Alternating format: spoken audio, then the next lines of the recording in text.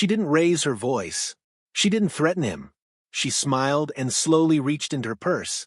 For a second, Daniel thought she was pulling out her phone, another HOA violation photo, another fine, another warning. But it wasn't a phone. It was a knife. Right there on the quiet suburban sidewalk. In broad daylight. Over so-called rule check. Daniel froze. His hands started shaking. His kids were inside the house behind him, unaware that a stranger with authority and a clipboard was now holding a blade. The neighborhood went silent. Curtains moved. Doors stayed closed. No one stepped in. Then, from behind the parked cars, a calm voice cut through the fear. "I saw what you just did." Karen turned around, confident at first, until she realized that voice didn't belong to just one person, and in that moment, she understood something terrifying. This time, the rules weren't protecting her anymore. If you're still watching after that, take a second, because what you're about to hear is not just shocking, it's real, and it could happen in any neighborhood in America. But before we go deeper into this story, I want to know something personal from you. Backhand index pointing right. Which city are you watching this video from right now? Type your city name in the comments. Whether you're in New York, Texas, California, Florida, or a small town nobody talks about, I see you, and I read every single comment. Stories like this connect us because they remind us that power abuse doesn't only happen in big offices or courtrooms. Sometimes it shows up at your front door, holding a clipboard, quoting rules, and pretending to protect community standards. And if you enjoy real-life stories filled with emotional pain, shocking twists, and moments where the truth finally comes out, then make sure you subscribe to this channel and turn on notifications. Every video here is crafted to keep you hooked, but more importantly, to make you think. Now, here's the truth. Homeowner associations are supposed to protect neighborhoods. They're meant to keep things fair, safe, and organized. But when the wrong person gets a little authority, rules turn into weapons.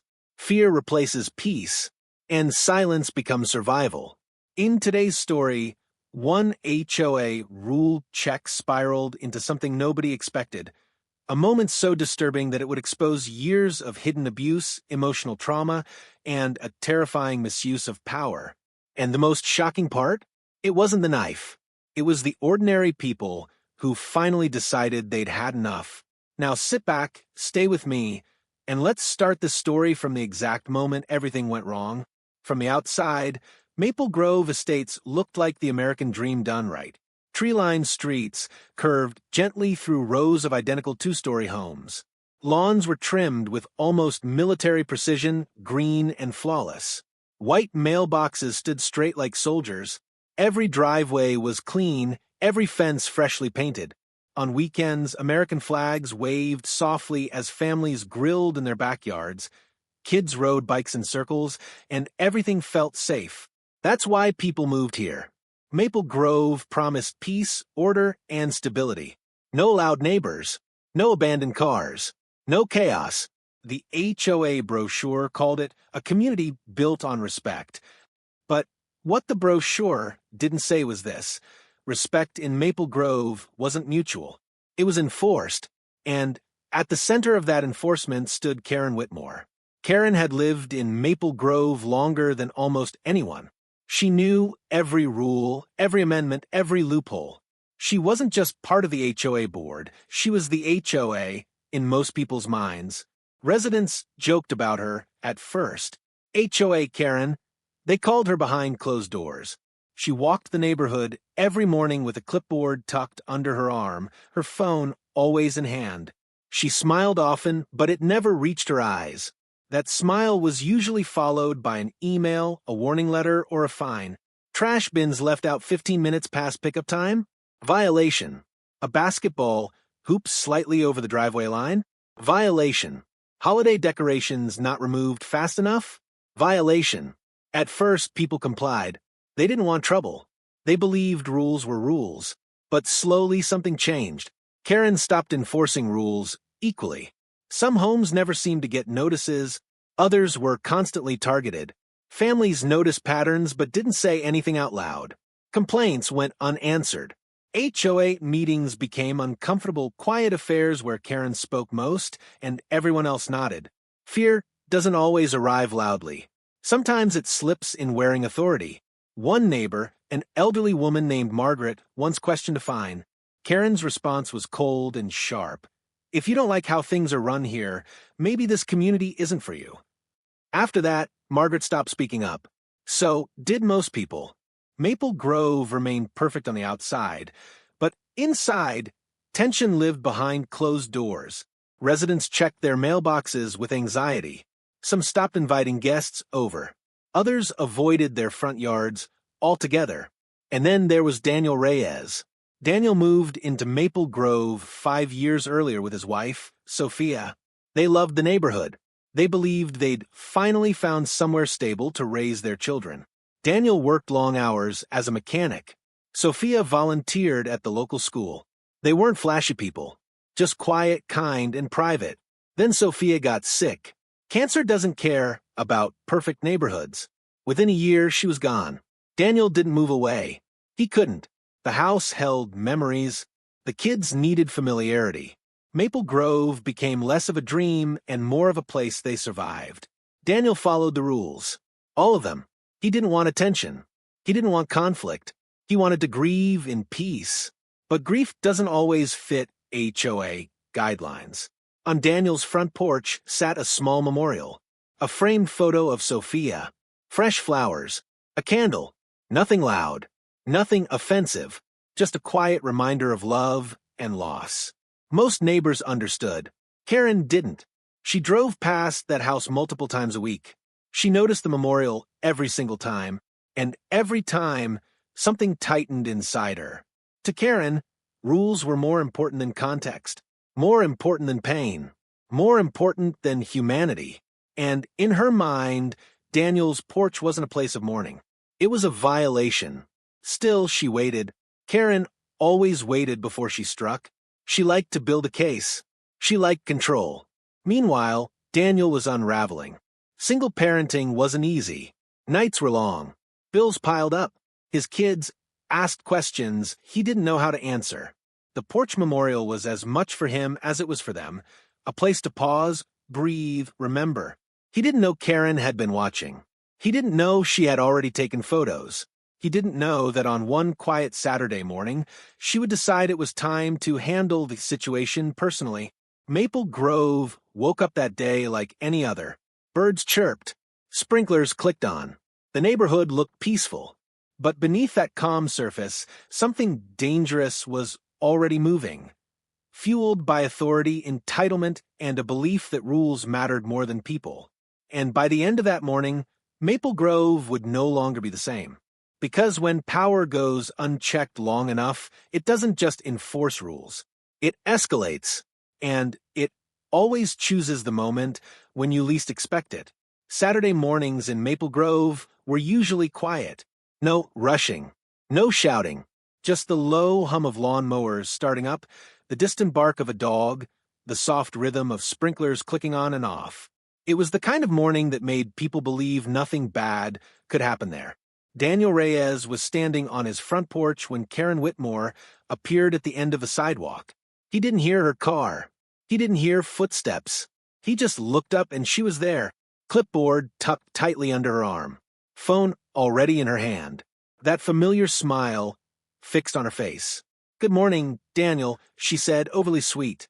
Daniel nodded politely. "Morning." He already felt the tension in his chest. Anytime Karen showed up in person, it meant trouble. She rarely knocked on doors anymore. Most of her enforcement came through emails and letters. A personal visit meant she wanted to make a point. Her eyes immediately moved past him to the small memorial on the porch, the framed photo of Sophia, the flowers, the candle. Karen's smile tightened. "I'm here for a routine rule check," she said. "We've received reports about unauthorized items displayed in public view." Daniel blinked. "Reports." Karen raised her phone and snapped a photo without asking. "Exterior decor must comply with HOA guidelines," she continued, tapping her clipboard. "No permanent displays are allowed on front porches." Daniel took a slow breath. He had dealt with a lot since his wife's death, but this felt cruel in a way he hadn't prepared for. "It's temporary," he said calmly. "It's for my wife. She passed away." Karen looked at him, expression unchanged. "I'm sorry for your loss," she replied, her tone flat. "But rules apply to everyone." Something shifted inside Daniel. Not anger, disbelief. "It's been there a few weeks," he said. "No one's complained before." Karen leaned slightly closer. "Well, someone did now." Daniel glanced around. Curtains twitched in nearby houses. Neighbors were watching. No one came out. "I'll remove it soon," he said. "I just need time." Karen shook her head. "That's not acceptable. You're already out of compliance." She scribbled something on her clipboard. "This will be documented as a violation," she said. "Failure to correct it within 48 hours may result in fines." Daniel's hands curled into fists, then relaxed. His kids were inside. He refused to let this turn ugly. "Karen," he said quietly, "have some decency." Her eyes narrowed. "Excuse me?" "This isn't about decorations," Daniel said. "This is about grief. I'm not breaking rules to be difficult. I'm just trying to survive." For a brief moment, something flickered across Karen's face. Then it hardened. "You don't get special treatment," she snapped. "No one does." Her voice was louder now. Neighbors could clearly hear. Daniel felt heat rise in his face. "I'm not asking for special treatment. I'm asking for compassion." Karen stepped closer. "Too close. I suggest you stop arguing," she said sharply, "or this could escalate." Daniel instinctively stepped back. "Please," he said. "You're standing on my property. Step back." That's when everything changed. Karen's smile vanished. Without breaking eye contact, she reached into her purse. Slowly, deliberately, Daniel's mind raced. "Phone? Keys?" "No." She pulled out a knife. Not a large one. Not flashy. But sharp. The sunlight reflected off the blade. Daniel froze. His heart slammed against his chest. He couldn't breathe. His kids were 10 feet behind him, unaware that the woman in front of him was holding a weapon. Karen didn't raise it. She didn't wave it around. She just held it at her side. "This conversation is over," she said coldly. Time seemed to stop. The neighborhood went silent. Lawnmowers shut off. A dog stopped barking. Curtains froze mid-movement. Daniel swallowed hard. "Put that away," he whispered. Karen tilted her head. "You're being dramatic." "Please," Daniel said, his voice shaking now. "Put away." For a moment it looked like she might. Then she leaned in, just enough to make sure he understood. "I don't tolerate threats," she said, "and neither does the HOA." Daniel stared at her, confused and terrified. "I never threatened you," he said. Karen smiled again, the same tight smile she always wore. "Exactly." She slipped the knife back into her purse as calmly as she had taken it out. Then she stepped back, straightened her jacket, and adjusted her clipboard. "You'll receive a formal notice," she said. "Good day." And just like that, she turned and walked away. Daniel stood there, shaking. His legs felt weak. His vision blurred. He didn't realize he was crying until his daughter called his name from inside the house. "Dad, are you okay?" He didn't answer right away. He watched Karen walk down the street, stopping once to snap another photo, as if nothing had happened. No one came out. No one asked if he was okay. Doors stayed shut. Daniel went inside and locked it behind him. That night, he sat on the floor outside his kids' bedroom, listening to them sleep. He replayed the moment over and over, the blade, the silence, the fear. He considered calling the police. But fear stopped him. Karen had power. She had authority, and she knew how to use both. Daniel believed what many others in Maple Grove believed. If you speak up, you'll be the one punished. What Daniel didn't know, what Karen didn't know, was that someone else had been watching too. And that person wasn't afraid anymore. The house felt different after Karen left. Not quieter, heavier. Daniel locked the door, then checked it again. He pulled the curtains closed, even though it was still daylight. His heart was still racing, his hands trembling as if the knife were still there, glinting in the sun. His kids knew something was wrong. "Dad," his son asked softly, "why were you yelling?" Daniel forced a smile, that didn't fool anyone. "It's nothing," he said. "Just a misunderstanding." But fear has a smell, and children notice it. That night, Daniel barely touched his dinner. He moved through the house like a shadow, checking windows, listening for footsteps, flinching at every sound. When his kids finally fell asleep, he sat on the edge of his bed and stared at the wall, replaying the scene in perfect detail. The purse, the slow movement, the blade. He had faced danger before. He grew up in a rough neighborhood. He'd seen fights, heard gunshots. But this was different. This was someone with authority. Someone protected by paperwork and power. Someone who could hurt him and still claim she was right. At midnight, Daniel opened his laptop. He typed, "HOA harassment, what to do?" Dozens of stories appeared. Stories just like his. Threats, retaliation, fines, people forced to sell their homes. His chest tightened. He closed the laptop. The next morning, a formal notice arrived in his email. HOA violation, immediate action required. Karen had moved fast. She documented the memorial as unauthorized exterior display and cited multiple sections of the HOA code. There was no mention of the confrontation, no record of the knife, just rules.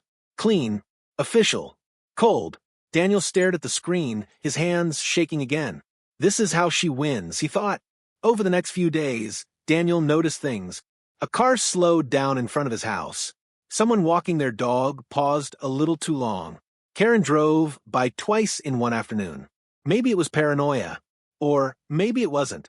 He stopped sitting on the porch. He removed the memorial earlier than he was ready to. The framed photo of Sophia went into a box, flowers dried and thrown away.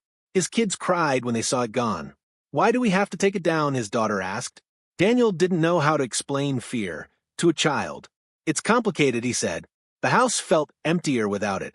Daniel considered filing a complaint with the HOA board. Then he remembered the meetings. Karen speaking. Others silent. Nods instead of questions. Who would listen? That same week, Maple Grove buzzed quietly with rumors. Some neighbors whispered at mailboxes. Others avoided eye contact completely. Daniel noticed the shift, sympathy mixed with fear. No one said Karen's name out loud, but one person noticed something else. Across the street, behind closed blinds, Margaret Collins watched everything. Margaret had lived in Maple Grove for over 15 years. She was retired, widowed, and mostly invisible to the HOA until she wasn't. 2 years earlier, Karen had fined her for bird feeders, then for wind chimes, then for potted plants that were too colorful. Margaret had argued once, just once. Karen's response was swift. Notices piled up. Warnings escalated. Margaret learned her lesson. Silence was safer. But that morning, the morning of the knife, Margaret had been cleaning her living room when she noticed Karen on Daniel's porch. At first, she ignored it. Then she saw Daniel step back. Then she saw Karen's arm move. Margaret didn't hesitate. She grabbed her tablet and pulled up her security camera feed. She had installed the cameras after Karen accused her of violating parking rules, an accusation that was false. Margaret didn't trust authority anymore. And now the camera caught everything. The purse, the blade, the stillness. Margaret sat down hard in her chair, her heart pounding. "Oh my God," she whispered. She watched the footage twice. Then again. She knew what she had seen. The question wasn't whether Karen was wrong. The question was whether Margaret was brave enough to do something about it. For days, Margaret wrestled with the decision. She was older, alone, on a fixed income. HOA retaliation could ruin her. But then she thought about Daniel's kids. She thought about the memorial disappearing. She thought about how many times she herself had stayed quiet. That night, Margaret opened her email and began to type. She deleted the message 3 times. Finally, she wrote, "I witnessed the incident on Daniel Reyes' porch. I have video." She didn't send it. Not yet. Meanwhile, Daniel's anxiety deepened. He stopped sleeping. He jumped at noises. He felt watched. He blamed himself for not calling the police, for not recording, for not standing up. He wondered if Karen would come back. And if she did, what would happen next? One evening, Daniel noticed an envelope taped to his door. Not an HOA notice. A handwritten note. "You're not alone." No name. Just 4 words. Daniel looked up and down the street. No one was there. For the first time since that morning, something inside him shifted. Hope fragile but real. Behind her curtains, Margaret watched him read the note. She took a deep breath. It was time. Because fear survives in silence. And silence was finally about to break. The HOA emergency meeting was announced with less than 24 hours' notice. That alone raised eyebrows. Flyers were taped to mailboxes. Emails marked urgent flooded inboxes. The subject line read, "Community concern, mandatory attendance encouraged." Karen Whitmore called the meeting, and everyone knew it. Daniel stared at the email for a long time before closing his laptop. His stomach churned. He already knew what this was about. Karen didn't call meetings unless she felt threatened, or unless she planned to remind everyone who was in charge. He almost didn't go, but the handwritten note echoed in his mind. "You're not alone." So that evening, Daniel put on a clean shirt, kissed his kids goodnight, and walked to the community center with a knot in his chest. The room was packed. More people than usual. More tension than ever. Karen sat at the front table, perfectly composed. Clipboard in place. Legal documents neatly stacked. She looked confident, almost smug. When Daniel walked in, her eyes flicked toward him. Just for a second. Then she smiled.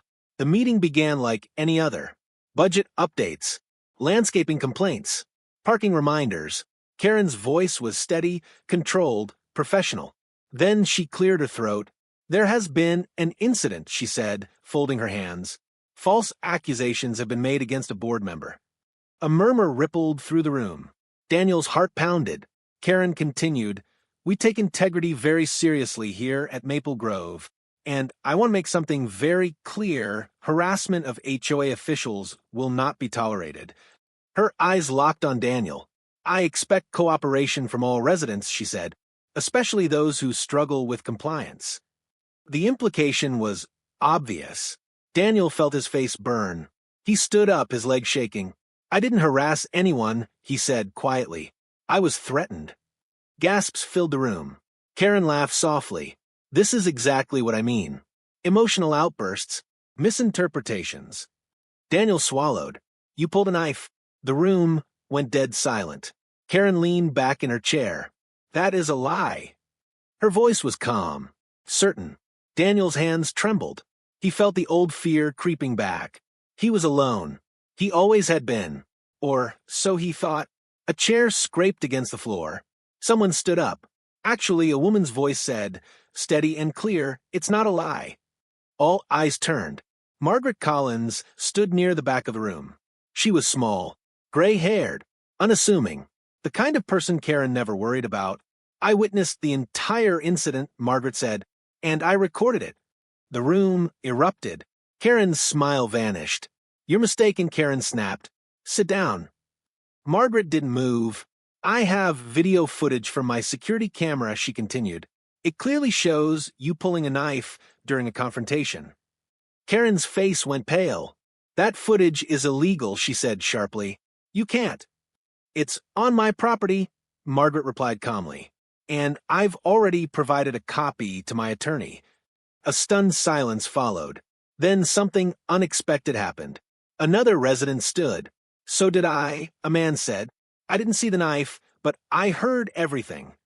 A woman raised her hand. "I saw Karen taking photos afterward."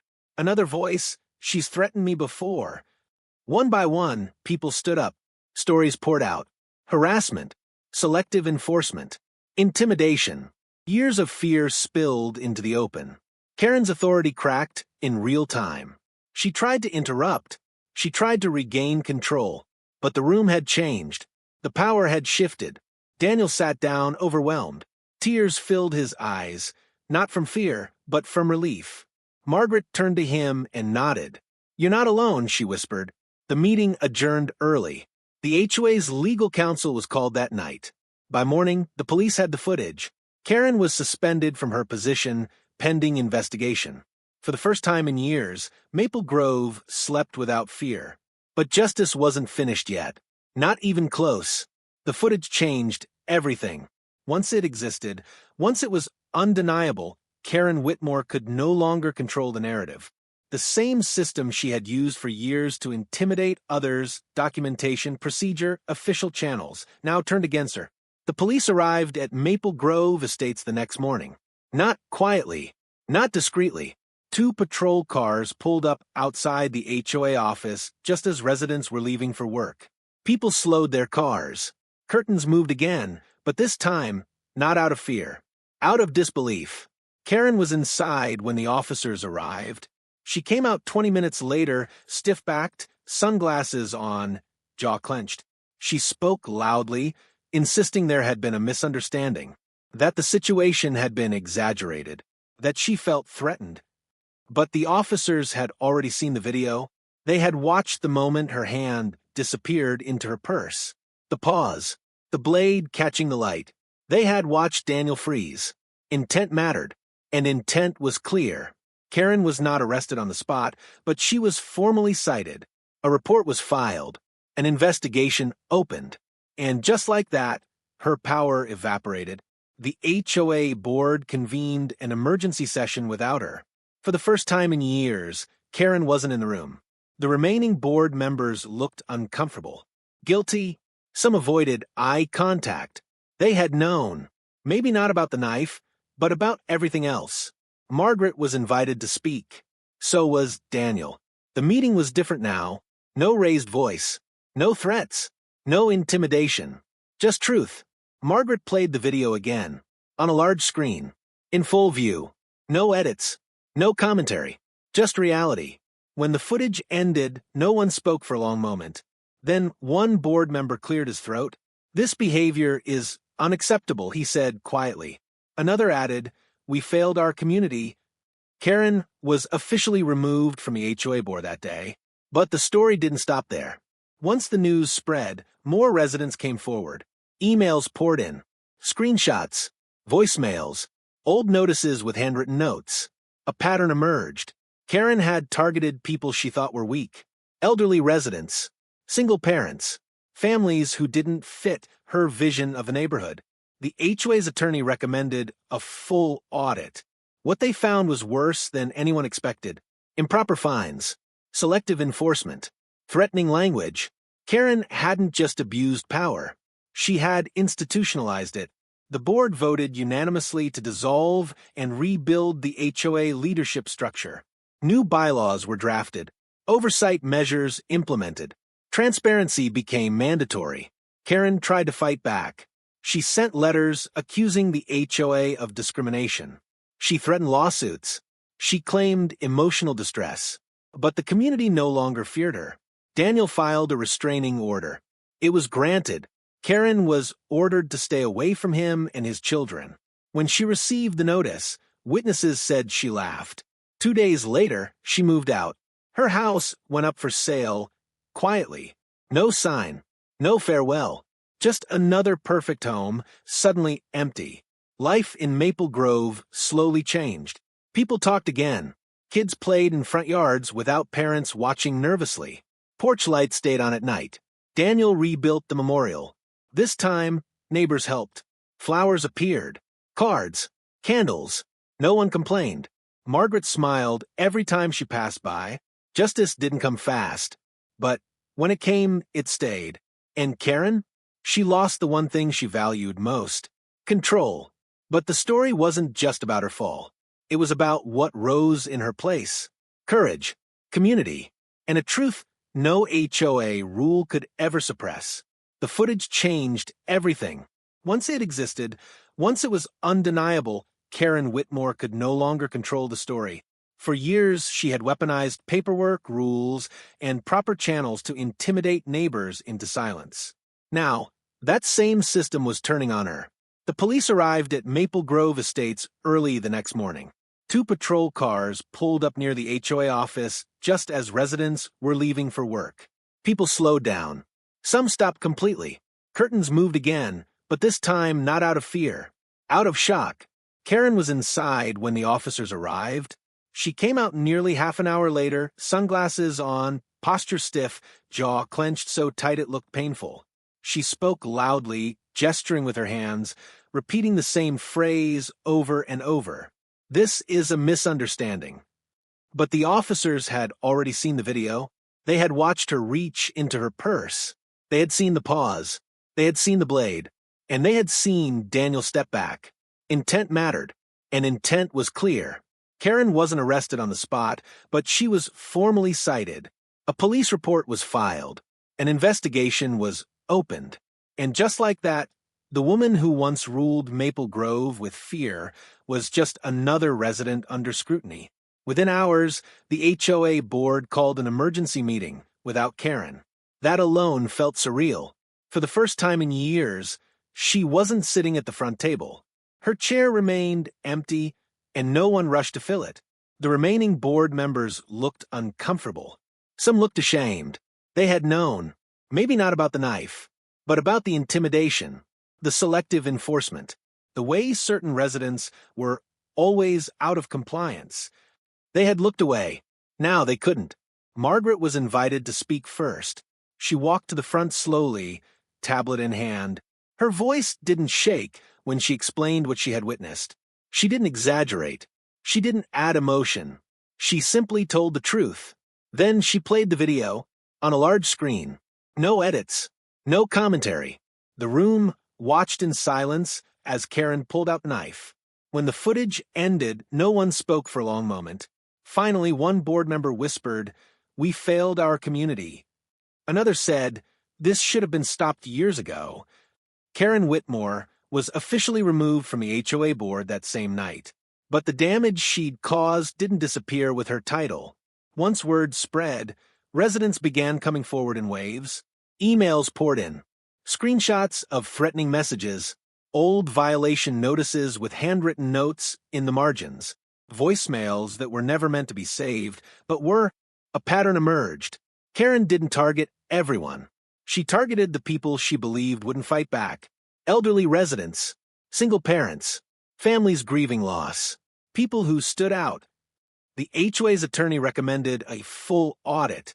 What they uncovered was disturbing. Improper fines, selective enforcement, rule changes made without votes, threatening language buried in official notices. Karen hadn't just abused her power. She had built a system that protected it. The board voted unanimously to dissolve and rebuild the HOA leadership structure. New bylaws were drafted. Transparency rules were added. Oversight committees formed. Meetings were recorded. Fear was replaced with accountability. Karen tried to regain control. She sent letters accusing the HOA of discrimination. She threatened lawsuits. She claimed she was the real victim. But the community no longer feared her. Daniel filed for a restraining order. It was granted. Karen was ordered to stay away from him and his children. When the papers were served, witnesses said she laughed it off. 2 days later, she packed her things. Her house went up for sale, quietly. No for sale sign. No goodbye. No explanation. She left the neighborhood the same way she had controlled it, silently and without apology. Maple Grove began to change. People talked again. Neighbors waved. Kids played freely. Porches filled with laughter instead of anxiety. Daniel rebuilt the memorial for Sophia. This time, neighbors helped. Flowers appeared without notes. Candles were lit. No one complained. Margaret stopped by one evening and stood quietly beside him. She would have liked this, she said. Daniel nodded, unable to speak. Justice hadn't come quickly, but when it came, it was complete. Karen lost her position, her authority, her control, and in its place, something far stronger rose. A community that refused to stay silent ever again. Maple Grove Estates never went back to being the same. On the surface, it still looked perfect. The lawns were trimmed. The streets were quiet. The houses stood in neat rows just like before. But something essential had shifted beneath that picture-perfect calm. Fear was gone. For years, people in Maple Grove had confused silence with peace. They believed that as long as no one complained, everything was fine. But what Karen Whitmore had taught them, without meaning to, was that silence doesn't mean harmony. It means pressure. And pressure always builds. After Karen left, the neighborhood experienced something unfamiliar: conversation. Neighbors lingered at mailboxes. Parents chatted while their kids played. HOA meetings became longer, not because of arguments, but because people finally felt safe enough to speak. Daniel noticed it first. People looked him in the eye again. They asked how his kids were doing. They apologized for not stepping in sooner. Some admitted they had been scared. Others admitted they thought someone else would speak up first. Daniel didn't blame them. Fear is contagious, but so is courage. The rebuilt HOA introduced changes that would have been unthinkable just months earlier. All board decisions were documented publicly. Enforcement guidelines were standardized. Anonymous complaints were no longer accepted without evidence. Most importantly, power was shared. No single person could dominate the system again. Margaret was elected to the new oversight committee. She didn't want the position at first. She insisted she wasn't a leader. She said she was just tired of being quiet. That was exactly why people voted for her. At the first open forum, Margaret stood and spoke softly. "Rules exist to protect people," she said, "not to scare them." The room applauded. Daniel's children started sleeping through the night again. So did he. The anxiety that once followed him around the house slowly faded. He no longer checked the windows twice. He no longer jumped when a car slowed outside. One evening, he sat on the porch beside Sophia's memorial and felt something unfamiliar. Peace, not the forced kind, the real kind. News of what happened in Maple Grove traveled beyond the neighborhood. A local blog picked it up, then a regional outlet. Then national commentary pages started sharing the story. People from all over the country reached out. Some thanked Daniel for standing up. Others thanked Margaret for speaking out. Many shared their own HOA horror stories. Different cities, different faces, same abuse of power. Daniel realized then that this story wasn't just about a knife. It was about what happens when authority goes unchecked. Karen Whitmore had believed rules made her untouchable. But rules are only as strong as the people enforcing them. And when those people forget empathy, they lose legitimacy. Karen never publicly apologized. She never admitted wrongdoing. But she didn't need to. Her absence was apology enough. Months later, Daniel saw her name once more, buried in a court document related to a separate HOA dispute in another city. Different neighborhood. Same pattern. Some people never learn. But Maple Grove had. At the one-year anniversary of the incident, the community held a small gathering. Nothing formal. No speeches. Just food, laughter, and neighbors who had finally found each other again. Margaret raised a glass. "To courage," she said. Daniel added quietly, "and to witnesses." Everyone understood what he meant. Because the truth is this: most injustice survives not because it's strong, but because it's unseen. The moment someone steps forward, everything changes. If Karen's story teaches us anything, it's this: power without accountability becomes dangerous. Silence protects the wrong people. And one voice, just one, can end years of fear. So, if you ever find yourself thinking your voice doesn't matter, remember Maple Grove. Remember Daniel. Remember Margaret. And remember that sometimes the most powerful weapon against abuse isn't force. It's truth, spoken out loud. That's how fear ends. Every single time. If this story moved you, if it made you angry, emotional, or hopeful, don't scroll away.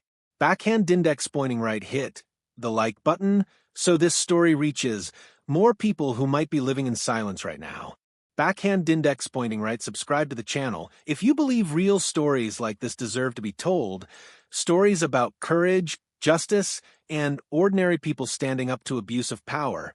Now, I want to hear from you. Speech Balloon, which city are you watching from? Comment your city name below. Speech Balloon, and tell me, have you ever dealt with an HOA nightmare or someone who abused authority? Your voice matters more than you think, because silence protects the wrong people, and stories like this remind us that one witness can change everything. Stay safe, stay aware, and I'll see you in the next story.